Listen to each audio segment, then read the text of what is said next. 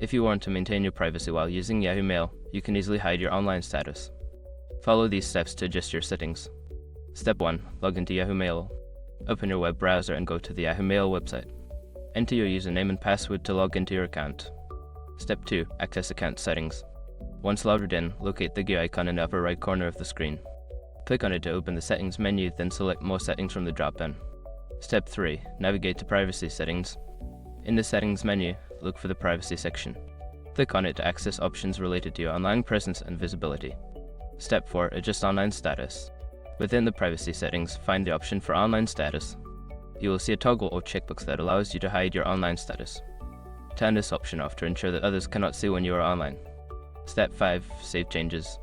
After making your selection, be sure to save your changes. Look for a Save button or similar option at the bottom of the settings page and click it to apply your new privacy settings. By following these steps, you can successfully hide your online status on Yahoo Mail, allowing you to use the service with greater privacy.